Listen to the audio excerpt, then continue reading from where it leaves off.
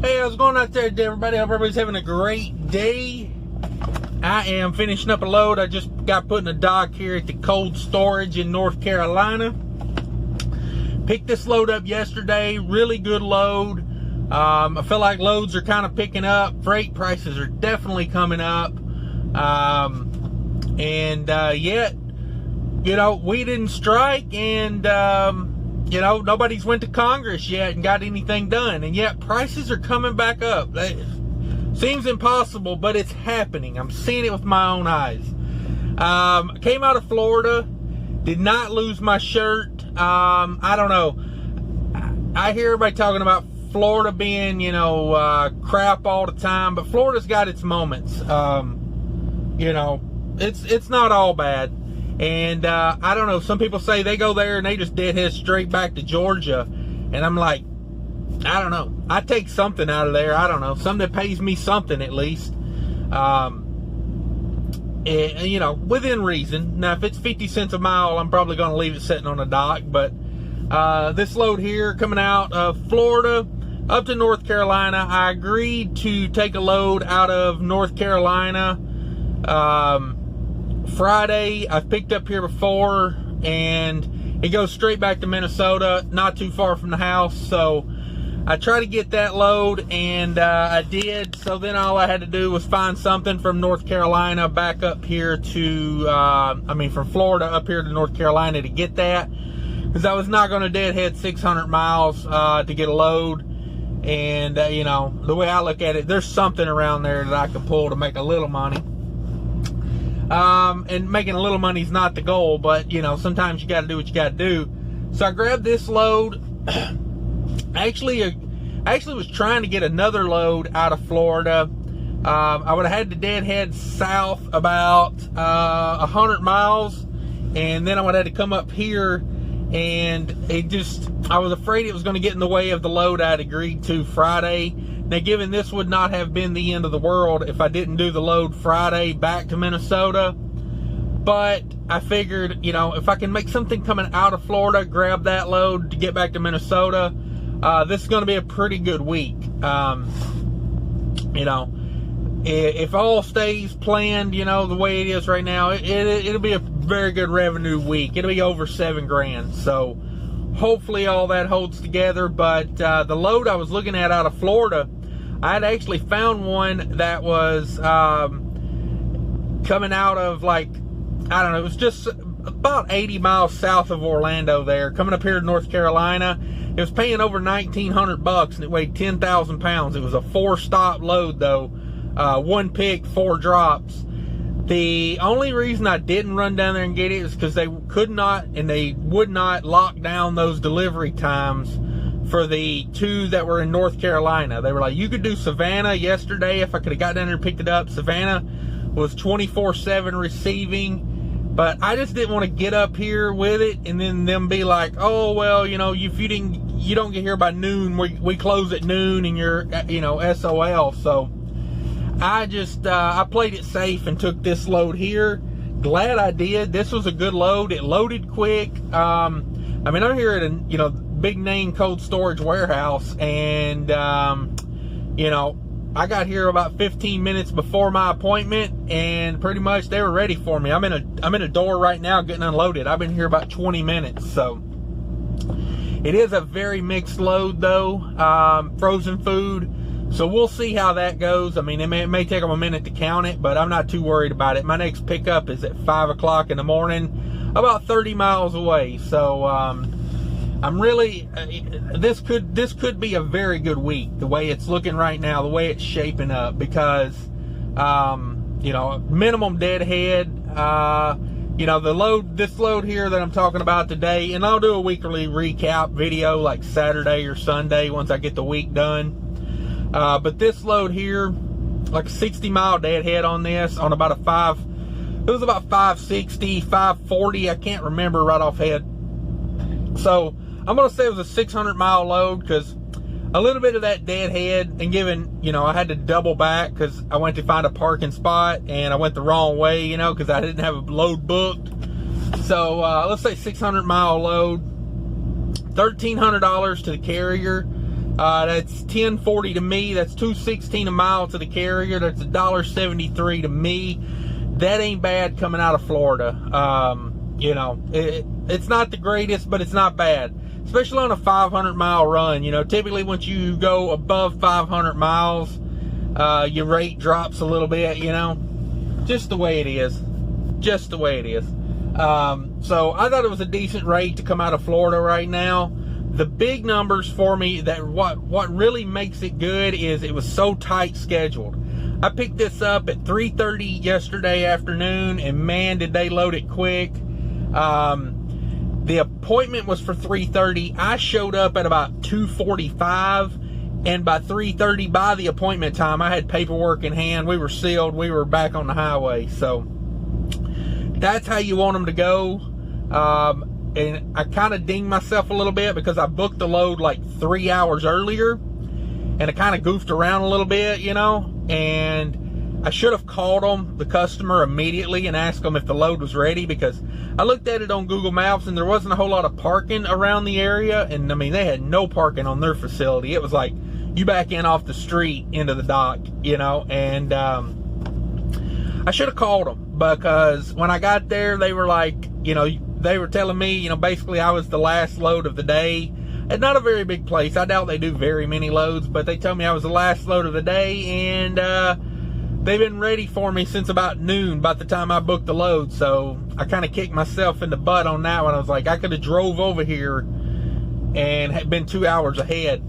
It didn't really matter. I got my 10-hour break in last night. I drove it for about 3 hours. I got a little north of Jacksonville there at the Loves. Stopped there, got up this morning, did the other. I had about 7 hours of driving left at, you know, 64 mile an hour. I ran this load. So I got up this morning, had about 7 hours left on it. So, you know, all in all, it wasn't a bad thing that I didn't get over there earlier, because it all timed out perfect. I showed up here about 15 minutes before my appointment time. You know, it's all good. It's all good. The big win, though, the big win on this load, I averaged 10.2 miles per gallon on this load. I am loving this trailer. I finally, last week when I was off, I got at the yard. I found a trailer that was sitting there. I mean, I seen it like when I first pulled in the lot. I was like, I'm going to put a lock on that trailer if there's nothing wrong with that trailer. So I went in and I asked, I was like, hey, you know, what's going on with that trailer? They said nothing's going on with that trailer. That trailer is sitting there for you. And I was like, awesome, because it's what I wanted. They told me I could go ahead and hook my truck to it if I wanted to. I could leave it. They said, you know, like, nobody's taking that trailer. That's there for you. It's a Great Dane. It's super seal. It just had the door seals replaced on it. It's got a big carrier unit on it. I mean, I ran this load -10. Like, exactly what you want. They just put a new chute down the center. Really nice, really nice. Freshly washed out. I mean, it was win on all that. So it's a Great Dane. It's got the super seal. They just been replaced on the doors. Super singles, which I like. I don't know, a lot of people don't like it. I like them. It's got skirts that come all the way up to like in front of the landing gear instead of the ones that mount in behind the landing gear. So I mean, it's got super long skirts on it. What else it got? Tire inflation system. I mean, it's set up like if I had 80 grand and I was going to go buy a brand new trailer, I don't know if I could even get one of these for 80 grand. I mean, this is a high-end trailer. Given this one's not new, but if I was looking to buy a trailer, this would be the setup I would be looking for. And for this exact reason, 10.2 miles per gallon. Now, given this load wasn't the heaviest load, this was 25,000 pounds. But my thought on it is, when I can cruise at 64 miles an hour, you know, my deadhead, I was basically going straight into a pretty decent wind on the deadhead, and then I turned north and kind of had a bit of a tailwind, kind of crosswind. Still got 10.2 miles per gallon out of it. at 64 miles an hour. So 10.2 miles per gallon. I got fuel in South Carolina at Love's for $2.04 a gallon after discount. So if 10.2 on a 600 mile run, I use 59 gallons of fuel. That's $120 basically. So on a $1,300 run, I used $120 worth of fuel. You know, that's like, even if you take the carrier's 20% out, I made $10.40. You know, that's like 12% of my revenue went to fuel. I'm hoping I can actually get that better than that. I'm looking at a few things for the truck. Not for sure I'm going to buy them or not. You know, I think if the truck was brand new, I would invest in them. But considering the truck's at 400,000 miles, I'm probably going to run it for about another 2.5, 3 years. I'm not sure I want to invest a bunch of money because I'm already at, you know, like coming down from Minnesota to Florida, I was right at 9 miles a gallon with 35,000 pounds on the back. It's going to take a while to get that return on investment if you're investing in fuel economy on a truck that's already getting, you know, 9 and 10 miles a gallon.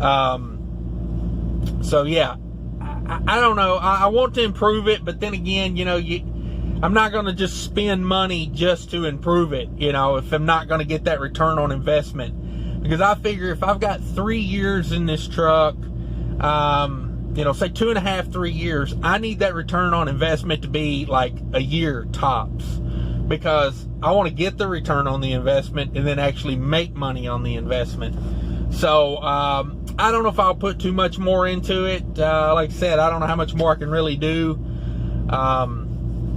So yeah, really good profit margin on that. Like I said, you can make a lot of money if I can keep it up in that range, you know, that 9-10 miles a gallon. I mean, pretty much anything over like 8, I'm ecstatic about. And to run a 600 mile load and be over 10 on a 600 mile load, because, you know, there's some different terrain in there, and for it to stay, you know, an average of 10.2, I am like, can't say enough about it. I am so happy with it. But yeah, that's where I'm at, guys. Happy to be making good money. You know, $1,300 revenue on basically, it didn't even take a day to do this run. You know, I picked it up yesterday afternoon. It's 1 p.m. here. I'm dropping. So, seems like things maybe are getting a little better for us out here. I don't know, as long as people don't go crying to the congressman and get the, you know, federal regulations, or, you know, the feds involved in regulating everything. I wish they would keep their mouth shut and get to work. That would probably do them more good than anything. Because, you know, let's face it, this is business. Not everybody's a winner in business. When they turn this into a participation trophy game, then that's probably when I'll get out of it, to be honest with you, because I'm in business for the upside, you know, and if you're going to cap the downside, you got to cap the upside. And, you know, if they want a ribbon, I'll send them a ribbon in the mail, and then they can go be company drivers. That's what I think a lot of these people talking about regulation should do. Just be company drivers. You know, if you can't stomach the down, then get out of the way for the up, because, you know, that's my advice. But anyway, guys, I'm gonna hop off here. This video is I've already talked about what I want to talk about. Now I'm just ranting and raving. Thanks for watching. Please subscribe. Please comment. I mean, I care more about the comments than anything. I enjoy those more than I do subscribers or whatever. But anyway, guys, I appreciate everybody watching. Take care of each other out there. Later.